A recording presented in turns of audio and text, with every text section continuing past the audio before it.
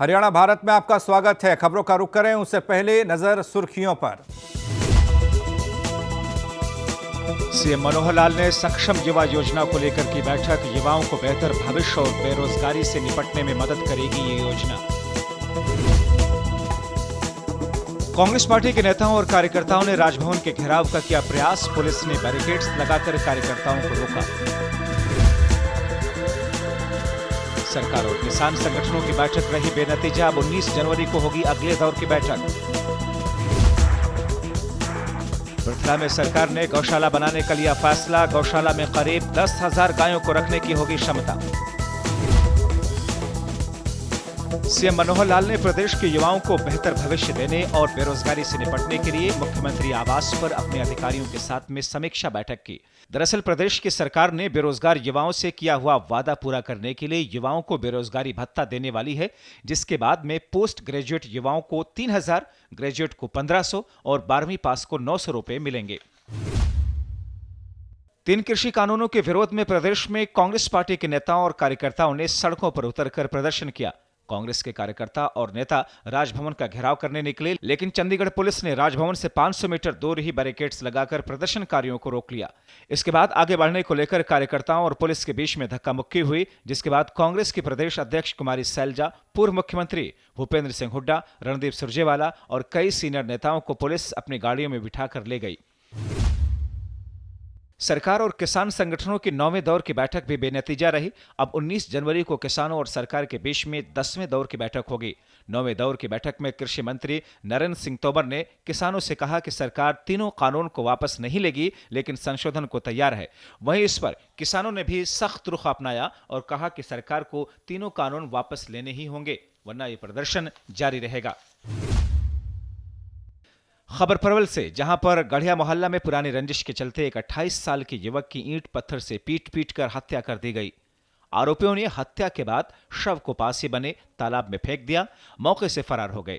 सूचना पाकर पुलिस मौके पर पहुंचकर शव को पोस्टमार्टम के लिए भेजती है। मामले की जांच पड़ताल की बात कर रही है। के मामले के बारे में मेरे पास फोन आया था सुबह कि एक पोखर है शमशान घाट के अंदर, उसके अंदर डेड बॉडी पड़ी हुई है। सूचना मिलते ही हम मौके पर पुलिस टीम के साथ पहुंचे। वहां देखा तो जोड़ के अंदर एक डेड बॉडी पड़ी हुई थी, जिसको निकाल करके उसकी शनाख्त कराई। शनाख्त कराने के बाद पता चला कि विक्रम सनोप गुरदयाल सिंह, ये गढ़िया मोहल्ला होटल का रहने वाला है, इसकी डेड बॉडी है।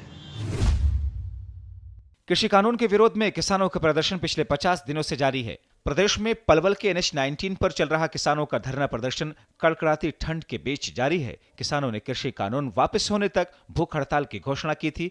इसी कड़ी में भूख हड़ताल के 26वें दिन भी किसान 24 घंटे की हड़ताल पर बैठे। किसान नेताओं ने कहा कि जब तक ये तीनों कानून वापस नहीं होंगे, तब तक ये आंदोलन जारी रहेगा। देखिए, हम तो पहले भी कई बार इस बात को आपसे कह चुके हैं दिनेश भाई, कि किसान हमेशा उम्मीद पे जीता है और हम मालिक से उम्मीद करते हैं कि आज की जो वार्ता है वो किसानों की सरकार की सार्थक रहे और इस दुख की घड़ी में परमात्मा इस मोदी को भी ऐसी कोई सद्बुद्धि दे जो किसानों के साथ सहमति बनाए और तीनों कानूनों को वापस ले ले और किसान हंसी हंसी अपने घर को चले जाएंगे। लेकिन पिछले कुछ दिनों की जो चालबाजी राजनीतिक दिखाई दे रही है, उससे लगता है कि सरकार उस रास्ते पर नहीं चलना चाहती जिस पर किसान उसका उम्मीद कर रहे हैं। किसान बिल्कुल खुले दिल से वार्ता के लिए तैयार है। पलवल और फरीदाबाद के किसानों ने अधिग्रहण की गई जमीनों के बढ़े हुए मुआवजे की राशि नहीं मिलने पर प्रदर्शन किया। किसानों ने लघु सचिवालय पहुंचकर डिप्टी कमिश्नर को ज्ञापन सौंपा और चेतावनी दी कि अगर उनकी बाकी राशि नहीं दी गई तो वो 26 जनवरी को बड़े स्तर पर विरोध प्रदर्शन करेंगे। आपको बता दें कि 2007 में KGP एक्सप्रेस वे के लिए फरीदाबाद और पलवल के 24 गांवों के किसानों की जमीनों का अधिग्रहण किया गया था। हमारी जमीन अधिग्रहित की थी सरकार ने ईस्टर्न पेरिफेरल KGP के लिए। उसमें हमारी जो जमीन का मुआवजा था 16 लाख रुपए 2008 में दिया गया। फिर हम कोर्ट चले गए, बढ़ते बढ़ते 72 लाख रुपए हमें मिला। लेकिन सरकार ने हमारे साथ सौतेला व्यवहार किया और हमें सोल्यूशन उस पर नहीं दिया, जो 30% बाय लॉ बनता है।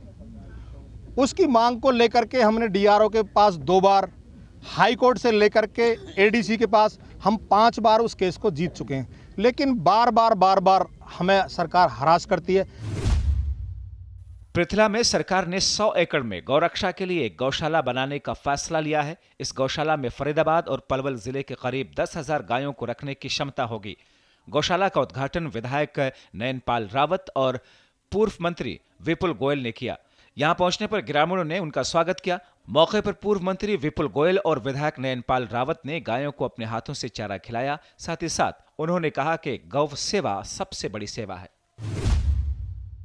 ऐसे गो अभयारण्य 100 एकड़ के अंदर हरियाणा सरकार की एक योजना है कि गो अभयारण्य बनाने की। उसके तहत चारों तरफ बाउंड्री करके उसके अंदर गायों को बाड़े के अंदर खुले घूमने दिया जाता है और उसमें चाहे हॉस्पिटल की सुविधा हो, चाहे ब्रीडिंग सेंटर की सुविधा हो।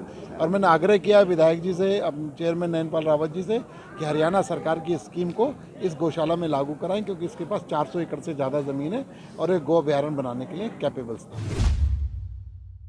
कैथल में किसानों की आय बढ़ाने और पर्यावरण संरक्षण की दिशा में काम किया जा रहा है, जिसके तहत जिला प्रशासन, ग्रो डीजल और ग्रामीण विकास ट्रस्ट के बीच में MOU समझौता हुआ।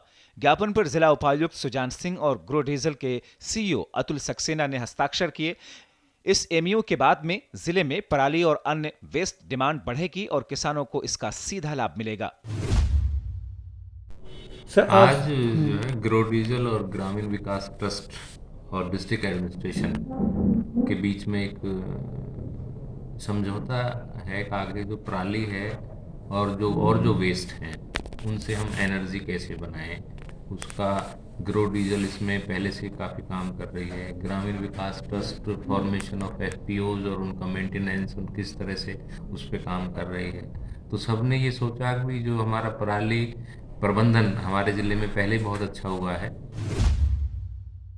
हरियाणा भारत में फिलहाल इतना ही। बाकी खबरों के लिए बने रहिए हरियाणा भारत के साथ।